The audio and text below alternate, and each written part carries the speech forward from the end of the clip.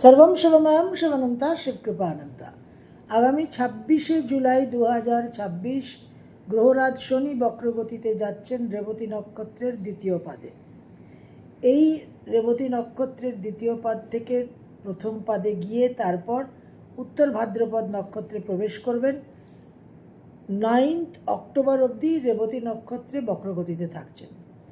এই ফেজটা very important, কারণ সবচেয়ে গুরুত্বপূর্ণ বিষয় হচ্ছে কালপুরুষের দ্বাদশে অবস্থান করে কালপুরুষের দ্বিতীয়, ষষ্ঠ এবং নবমকে দৃষ্টি প্রদান করবেন। এই যে দ্বাদশ আর ষষ্ঠের যে অ্যাক্সিসটা, এটা আমাদের বন্ধন আর মুক্তির অ্যাক্সিস, এবং এই বন্ধন আর মুক্তির মধ্যে যে মুক্তির কারকতা, যে মুখ্য কারক, যে ত্যাগী, যে অনাসক্ত ভাব, যে ডিট্যাচমেন্ট, তারই গ্রহ কিন্তু গ্রহরাজ শনি। তো স্যাটার্নের মেন যেটা বিষয় হবে এই সময়, আমাদের লগ্ন রাশি সাপেক্ষে কোনভাবে অ্যাসপেক্টটা হচ্ছে, কোনভাবে অবস্থানটা হচ্ছে, সেটা তো অবশ্যই গুরুত্বপূর্ণ বিষয়। যেরকম মেষলগ্ন মেষ রাশির দ্বাদশ থেকে দ্বিতীয়, ষষ্ঠ, নবম, বৃষলগ্ন বৃষ রাশির হয়ে যাচ্ছে একাদশ থেকে লগ্ন পঞ্চম, অষ্টম, মিথুন লগ্ন মিথুন রাশির হয়ে যাচ্ছে দশম থেকে দ্বাদশ, চতুর্থ আর সপ্তম। তো ন্যাচারালি রেজাল্টসের যে ক্ষেত্র, যে ভূমি, সেটা তো আলাদা অবশ্যই হবে, কিন্তু পুরো বিষয়টার যে গাইডলাইনটা, যে থিওরিটাকে অবলম্বন করে শনির রেজাল্ট হবে, সেটা কিন্তু পিওরলি এই কতটা ধর্ম আমরা পালন করেছি, কতটা আমরা সঠিকভাবে চলেছি, সেইটাকে অবলম্বন করে কি রেজাল্ট আমরা পেতে চলেছি। কারণ এই দ্বাদশের শনি বক্রগতিতে যাচ্ছেন রেবতী নক্ষত্রে, যার দেবতা হচ্ছে পুষাণ।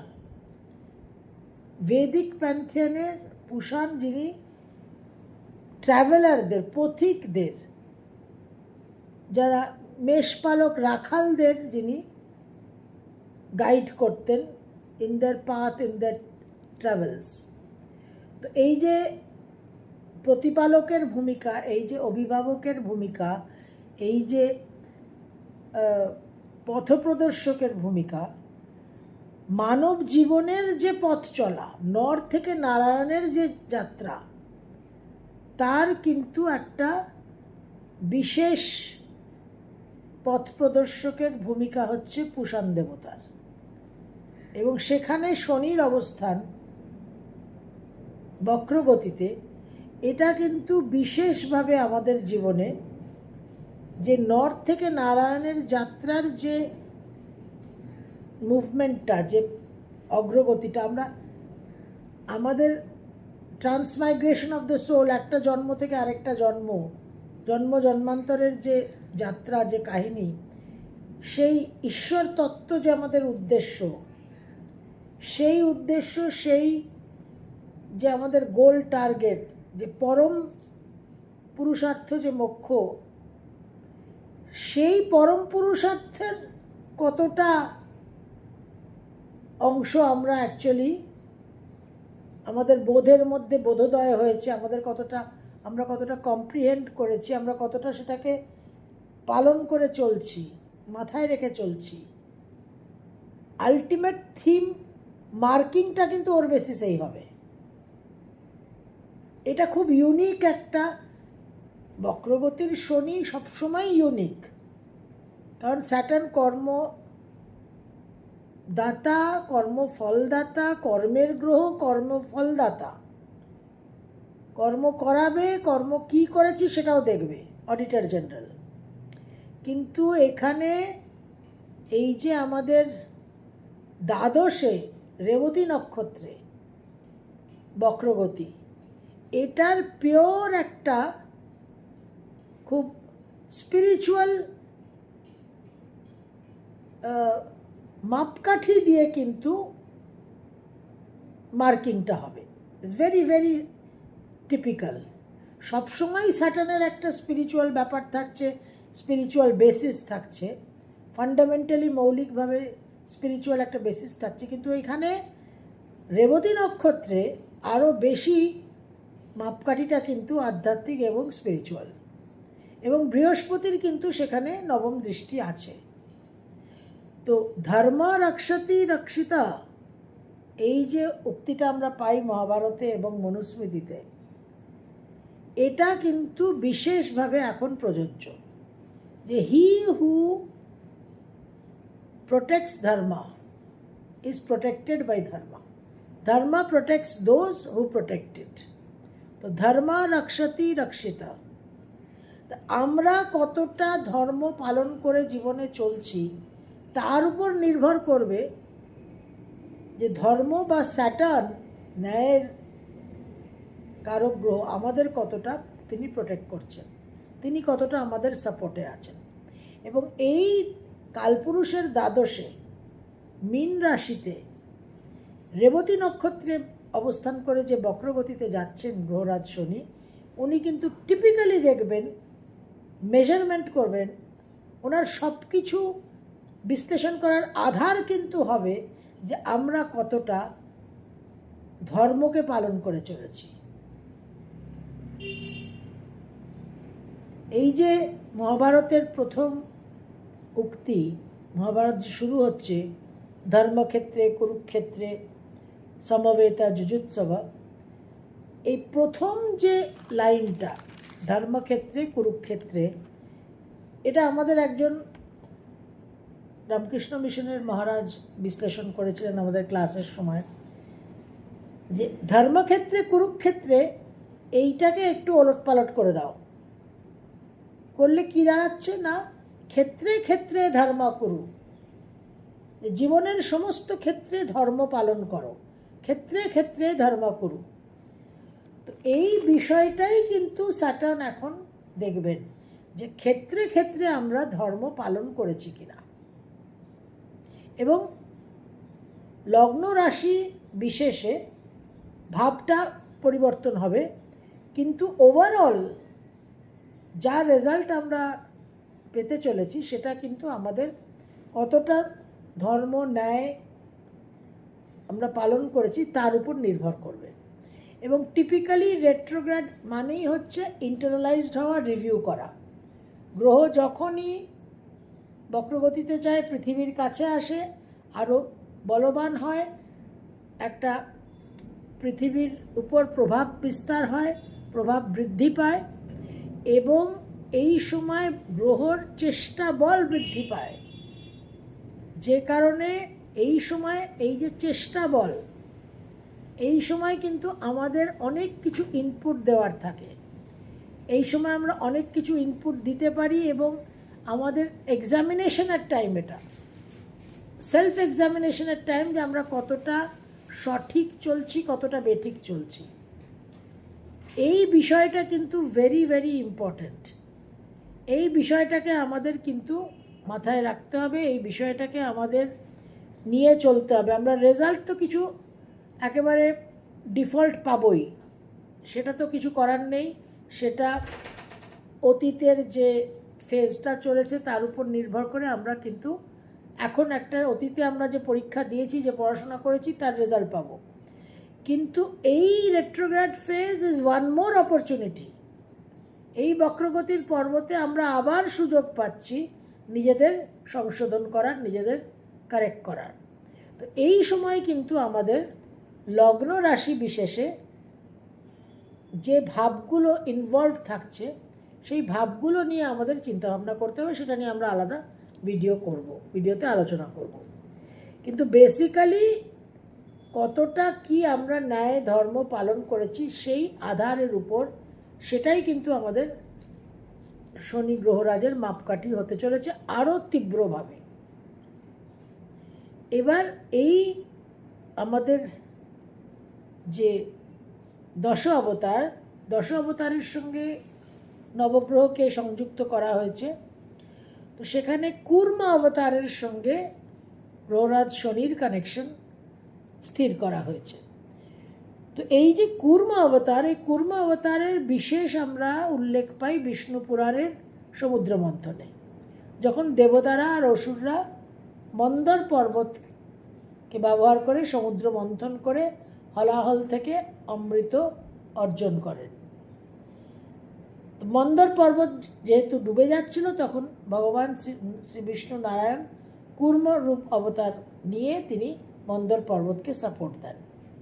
তো এখানে যেটা বোঝার বিষয় সেটা হচ্ছে যে এই যে মন্দর পর্বতের মাধ্যমে যে মন্থন, যে দেবতা অসুরদের যে একটা প্রয়াস, এটা পুরোপুরি মেটাফরিক্যাল একটা রূপক, যে ওই মন্দর পর্বতই আমাদের মন এবং দেবতা আর অসুর আমাদের বিভিন্ন চিন্তা ভাবনা, মনন চিন্তন কর্মের বীজ, যার কারণে এই যে চার্নিং মন্থন চলছে মনের মধ্যে সারাক্ষণ, সেই জন্য নানান রকম চিন্তন মননের কারণে হলাহল থেকে অমৃত প্রাপ্তি। এবার আমাদের কোনো হলাহলের পর আর কোনো স্টেজ নেই আমাদের, আমরা হলাহলের পর্বতেই আটকে থাকি, কারণ আমাদের সেই নীলকণ্ঠ, সেই শিবতত্ত্বের সঙ্গে কোনো কানেকশন নেই। শিবতত্ত্বের সঙ্গে যুক্ত হওয়ার one of the very important reasons হচ্ছে যাতে আমরা জীবনে হলাহলকে গ্রহণ করতে পারি এবং সহ্য করতে পারি। তো এই যে বিষ্ণু অবতার, এই যে কুর্ম অবতার যে সাপোর্টটা দিলেন, আমাদের সমস্ত জাগতিক যা কিছু আমরা মনন চিন্তন কর্ম করছি, সব কিছুর আধার যদি ঈশ্বর তত্ত্ব হয়, if we are connected to the higher consciousness, আমাদের দৈনন্দিন নিত্য উপাসনার মাধ্যমে যে একটা কানেকশনকে আমরা এস্টাবলিশ করি, তাহলে কিন্তু আমরা ওই হলাহল থেকে অমৃতর লেভেলে যেতে পারি। ওয়ারাজ আমরা হলাহলেই আটকে আছি, ওই জেনে শুনে বিষ করেছি পান, আর ওখান থেকে আর আমাদের কোনো প্রমোশন, কোনো অগ্রগতি, কোনো মুভমেন্ট হচ্ছে না। এবং ওই হলাহল থেকেই কর্ম তৈরি হচ্ছে এবং কর্মের বীজ তৈরি হচ্ছে কামক্রোধ লোভমোহ অহংকার। এটা হলাহলের স্টেজ। তো যদি আমরা হায়ার কনসিয়াসনেস, বিষ্ণু তত্ত্ব, শিব তত্ত্বের সঙ্গে কানেক্টেড হই, তাহলে কিন্তু আমাদের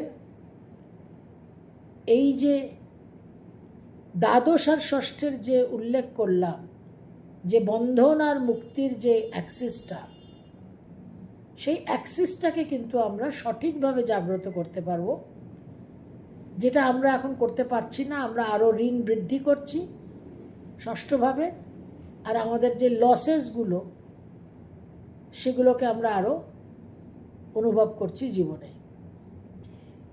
লসটা যে আসলে লস নয়, লসটা যে আসলে মুক্তি, সেই উপলব্ধি, সেই বোধের জায়গাতেই, সেই চেতনার, সেই অল্টার্ড কনসিয়াসনেসের জায়গাতেই আমরা এখনও পৌঁছতে পারিনি। এই জন্য ওইখান থেকেই আবার শোক, তাপ, দুঃখ সৃষ্টি হয়ে আবার আরও বন্ধন। তো ঈশ্বর তত্ত্বের সঙ্গে কানেক্টেড হওয়াটা যে কতটা গুরুত্বপূর্ণ, সেই যে একটা সাপোর্ট সিস্টেম যে স্টেবিলিটি দেবে, যে সঠিক চিন্তন মননের রাস্তা প্রদান করবে, পথপ্রদর্শক, আবার সেই পুষাণ দেবতা রেবতী নক্ষত্রের। তো এইখানে এই সমস্ত কারকতাগুলো ইম্পর্ট্যান্ট হয়ে যাচ্ছে, সমস্ত যে প্রতীকগুলো, এগুলো একটা জায়গায় বিশেষভাবে কিন্তু একটা চিত্র তৈরি করছে। এবার এই যে আমাদের দশ অবতারের ক্রমটাকে যদি আমরা দেখি, যে কীভাবে ট্রানজিশন আর ট্রান্সফরমেশন হচ্ছে, ইটস ভেরি ইন্টারেস্টিং। প্রথমেই মৎস্য অবতার, যার সঙ্গে আমরা কেতুকে সংযুক্ত করি, তারপরে কুর্ম অবতার, স্যাটার্নের কানেকশন, তারপরে বরাহ অবতার, রাহু।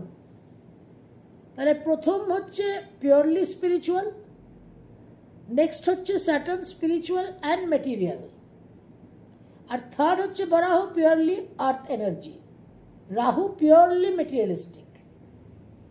তাহলে এই যে ট্রানজিশন, একটার পর একটা পর্ব, এখানে এই যে সেকেন্ড পয়েন্টটা কুর্মাবতার, ইট ইজ ভেরি ইম্পর্ট্যান্ট,